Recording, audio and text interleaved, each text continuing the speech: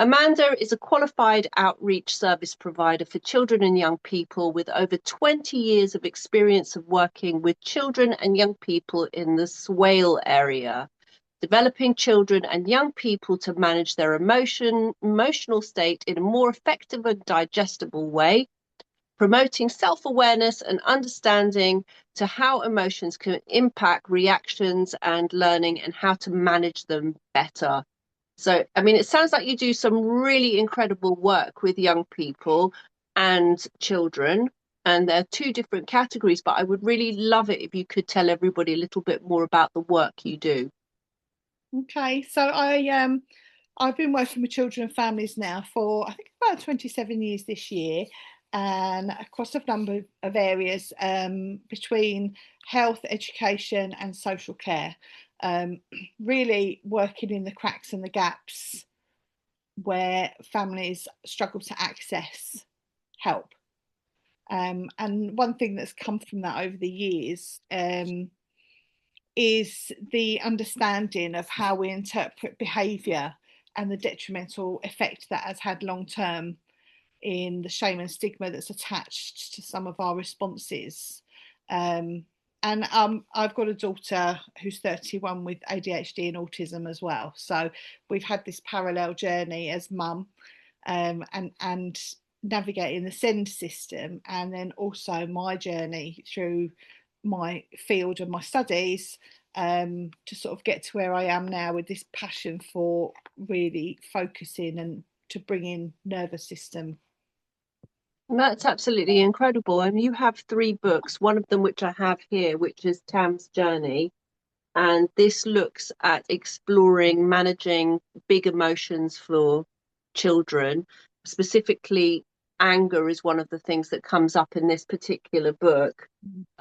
Can you tell me a little bit about how this book supports children? I mean, I found it a really useful and wonderful read. I think it's great for parents to be able to work through with their children, but can you explain a little bit about it and how it supports children and parents? Yeah, so I mean, I work with a lot of children who were really struggling with this sort of standard facial expression emoji way of recognizing emotions, and what we attributed those responses to. So how we react. Uh, Hmm. and it became more and more obvious to me that as I explained to children why we have a response system, what it was for, what it was designed for, and how nowadays we use it very differently, this was something that took away a whole layer of anxiety, shame, stigma, and really led to quite a healthy conversation about the body and its part in how we see these responses. Because historically, certainly in education and the care sector, it's been very misunderstood, and we've added a layer of what's wrong with you, why are you cross, why are you angry. Sometimes it's none of those things. Sometimes it's just easier to understand that the body's trying to do its job, and we just sometimes need to take a minute and maybe use a different language so that it's not blaming or shaming. And it sort of just grew from there, really. Well, language makes a massive difference because I've worked with young people and adults, and adults most of the time don't know what their body's going through and what they're feeling. So to then ask children who are still learning and trying to navigate the world, Yeah, like, why are you angry? It's like, well, that's like just setting something off because they might half of not the be angry. So now they might be stressed because they think they're angry and they don't know why they're angry, which is why they didn't know they were sad in the first place. Whereas if they could say, you know, my tummy hurts, or we have a lot of children that don't want to come to school, and predominantly it's down to sore throats, headaches, stomach issues, breathing, heart rate, all these things that are a natural part of our safety response. Because the children don't know what they are, it creates another layer of stress, because not only did they not feel great, but now someone's saying that they're not well. So now they think they're not well and they don't feel great. Whereas once they understand that actually it's just the body moving blood around, actually, blood and oxygen around, and just changing how things work, that can just take a whole layer out of the conversation, and then look at it in a much healthier way. Well, it sounds like it takes the edge off. As soon as you start knowing what's happening with your body, Yeah. it does take the edge off. And I don't, because I work with adults, I always find it really interesting that adults don't even know what's going on with their body. So it's like, expecting children to have all of these answers. And what I find is adults tend to get quite upset quite quickly as well with children and then not offer them the support that they need. 100%. And that's really why I went for books. It came from a program I was doing with children.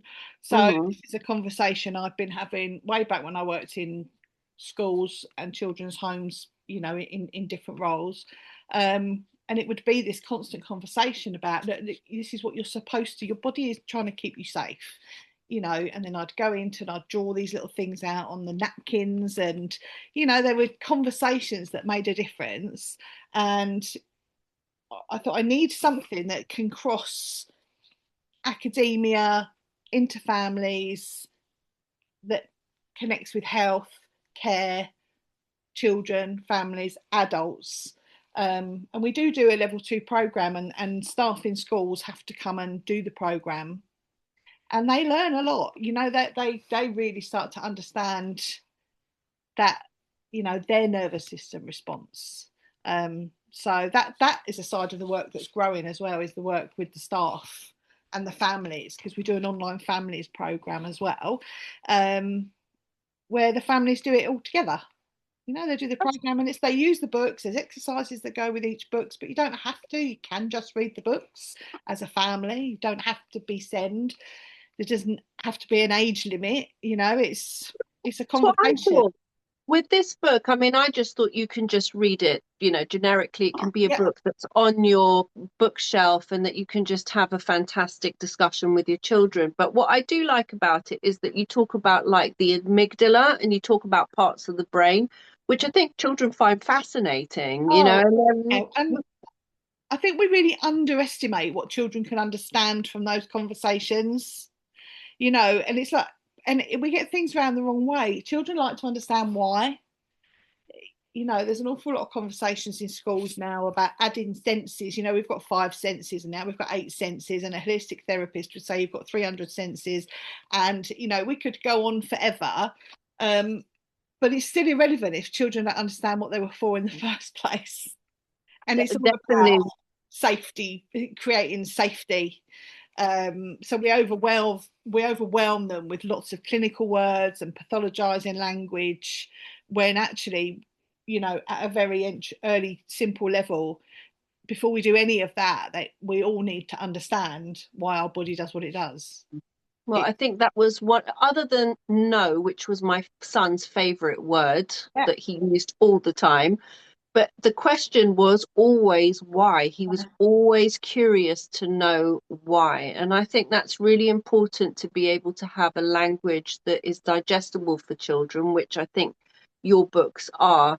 And also not taking for granted that actually children are very receptive to understanding and knowledge, and talking about the brain and the amygdala and how it works and how you react and how your body, that they're really receptive to it. And I we think really that are. children are more in tune with themselves than most adults are. Yeah. So it's really the adults that we need to support and coach so that they can support their children better. Yeah, definitely, definitely. There's a lot of work, and I do school assemblies. I work with a lot of kids, and I quite often say to them, my generation have had to push through a lot. Women as well. We've had to push through a lot of glass ceilings, and sort of push our way into this position of having knowledge and voice. But I said it's your generation that's going to have to do something with it. So I'm doing these books. It's up to you to make them valuable to you. And what's really nice is that, so some of my earliest children are now in their 30s that I've worked with. And they're now messaging to say that they've used the books with their children and it's made a big difference. And, so it's about what the next generation can pick up. So there is so much we can do with the adults, but I do think the next generation hopefully will do a better job of bringing the nervous system into their understanding.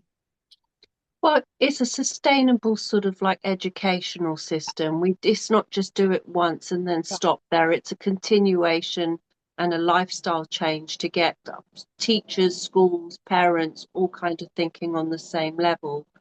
Now, in Tam's journey in this particular book, he's kind of challenged with his feelings of anger, particularly in this story.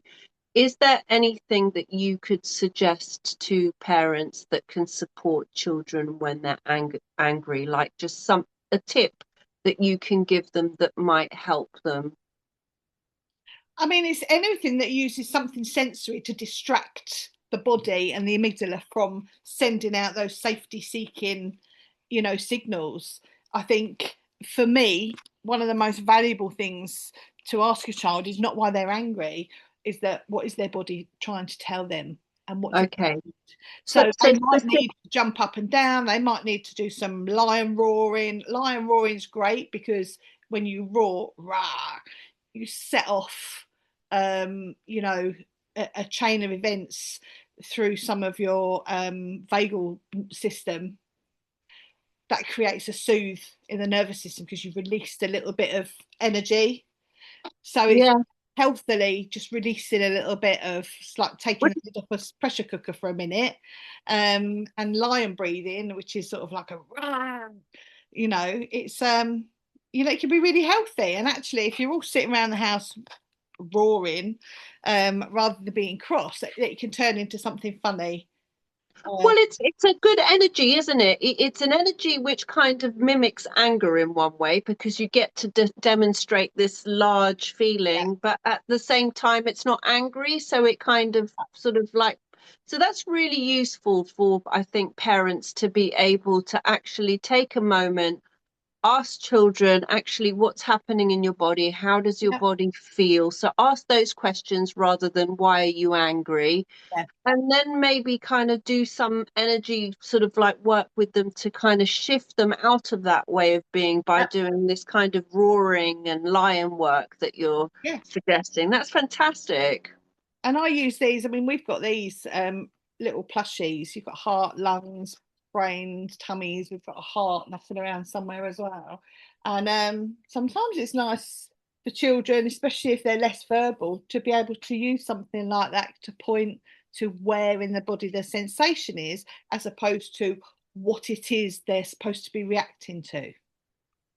That's fantastic. But and I like the idea. Kids love plushies. I love plushies. So, they like anything kind of fun and tactile. But I kind of think that you work with children and you work with sort of like youth Oh and yeah, young people are a different age group and they they kind of are. do you have any books or are you planning to do any books that are going to be for like young people? I've probably got about 30 to 40 books sitting in my head. So we brought out our fourth one a couple of years ago, which is Connections. You can't really see it here, but that explains the facial and auditory understanding of felt safety with others. Okay. So we can start to challenge this concept of if someone gives us a funny look, they might not like us. So that's a really nice one for bringing how we perceive things. Um, I tend to still do the same work with the older young people. Okay. I just don't particularly use the books. Or we do project based work where we use the books and we get them to reflect on at what age it would have supported them. Oh, that's a fantastic. So you use the books to kind of work with their inner child rather Yeah. than the young person and Yeah. kind of pay attention to the needs of what their child And I needed at that haven't, time. yeah, and I haven't crossed, I work age up to 20s. Um, there's not many of them that haven't enjoyed the colouring and the little exercises that go with it. To have a safe space where they can be the inner child and enjoy that. Don't always get the books out. I've got a program that goes alongside the books, and it's adapted. It's adapted to every young person and child anyway. So they're always slightly different, but with the key main points of nervous system awareness, the physiology, internal and external locus, how brain patterns develop and patterns versus habits versus survival. So, you know, they're all the same themes, they're just delivered to their ability with some inner child work at the same time. So the kind of language changes and you deliver for the age group Yeah. basically, but it's the same delivery method, Yeah. which is really interesting because I would have kind of thought that they do slightly alter, but they don't. No, they don't really. And I say to them, look, you know, I work very differently to other people. There will be colouring, there will be crayons, there will be little video clips, and some of them are child based, and they'll go, oh, I like colouring. You know, very rarely have they not. You know, sometimes they don't. Sometimes, sometimes, if there's a learning need there, putting pen to paper might be quite stressful. So, I mean, I've delivered the program using paper clips to draw things out. I've sat on the floor, I've sat in bushes. You know, it's just, you have to be able to adapt it to the situations that you're in. And I think something this simple, while it's not reductive, it is very simple and can simply be a conversation sometimes. Well, I think that the key word there is adapt. Be able to adapt to young people and children because each young person and child, from my experience, is so different, and you can't sort of like paint each child with the same brush. You really do need to see each child as an Yeah, individual. yeah. And And that's why I'm self-employed, you know, because our systems don't always allow that to happen. yeah, it's a shame. Hopefully, that system will develop and expand, and they won't just be so sort of generic and be a little bit more open to sort of like flexible work because Yeah, children, like adults, do require different things and different needs. yeah, And although some might be, I mean, I think what is wonderful, even for adults, is getting in touch with their inner child. So the kind of yeah, work that I do with adults is about connecting to their child. So yeah, I think that's equally important for teenagers, young people, to be able to connect with their child as well. And yeah. actually, it's where the child is where you usually have lots of fun. Absolutely, and that's really healthy. I do a lot with the staff that work in the care system with the young people. I do a separate training program for them, and one of the things that I really like and have done for years is transactional analysis and getting them to really explore and be reflective about where they are in their interactions. You know, and it's been powerful work for them. That's great. Well, I mean, that's fantastic. You want to be able to inspire the people that are working with the young people that need support. We all need support, we all need inspiration, and we all need growth. I'm really mindful of the time, and although I have this sense that I would like to keep on talking to you and we could talk for hours, I think we're going to have to kind of wrap it up here, Yeah, and no, maybe that's we can fine. have a chat again Yeah, about maybe another topic or expand on the topic that we've been discussing yeah, today. that'd be lovely. So, Amanda, just a little, because you have more books. This is the first one. I'm correct in Yes, saying that. it is. Just to let everybody know, where can they get your wonderful resources from? So the books on their own you can get from Amazon and Waterstones online. And if you want the resources, at the moment we have a Shopify shop, but we have an updated website coming soon where the shop is going to move to, which is Inside Out OSYP. And then there is a web page with all our entities on, and the shop will be on there. So Oh, fantastic. Well, I will try and put that information in the feed somewhere so that people can maybe not click on it. I'm not that techie yet, but they can copy and paste it and put it where they need to.